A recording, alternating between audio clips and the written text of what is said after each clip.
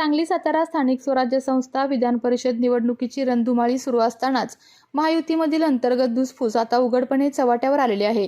भारतीय जनता पक्षाकडून भाजपचे नेते धैर्यशील कदम यांना अधिकृत उमेदवारी जाहीर झाल्यानंतर या जागेसाठी प्रबळ दावेदार मानले जाणारे मान खटावचे नेते शेखर गोरे कमालीचे नाराज झाले आहेत। आपली हीच तीव्र खंत आणि नाराजी त्यांनी थेट राज्याचे ज्येष्ठ नेते देवेंद्र फडणवीस यांना जाहीर पत्र लिहून सोशल मीडियाच्या माध्यमातून मांडलेली आहे। गोरे यांची ही अत्यंत भावनिक पोस्ट सध्या सातारा आणि सांगली जिल्ह्याच्या राजकीय वर्तुळात प्रचंड वादळ निर्माण करत आहे। या पत्रामध्ये त्यांनी साहेब मी नक्की कुठे चुकलो असा थेट आणि वेदनादायी सवाल उपस्थित केलेला आहे। गेल्या अनेक वर्षापासून पक्षासाठी आणि नेतृत्वासाठी केलेल्या त्यागाची आठवण त्यांनी या पत्राद्वारे करून दिलेली आहे। ऐन निवडणुकीच्या तोंडावर उमेदवारी नाकारली गेल्याने कार्यकर्त्यांमध्ये देखील नाराजी आहे। तर पाहूयात पत्रातील मुख्य मजकूर काय आहे। साहेब मी नक्की कुठे चुकलो।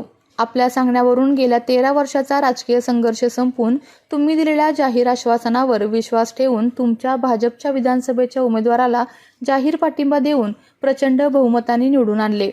मान खटावमधून सर्वच निवडणुकीत माझ्या कार्यकर्त्यांना संधी न देता आपल्या उमेदवारांना तातडीने निवडून आणण्याचे काम केले।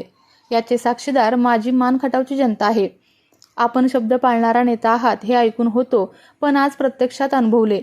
शेखर गोरे यांनी उपस्थित केलेल्या या प्रश्नामुळे भाजपच्या स्थानिक आणि वरिष्ठ नेतृत्वासमोर मोठे आव्हान उभे राहिलेले आहे।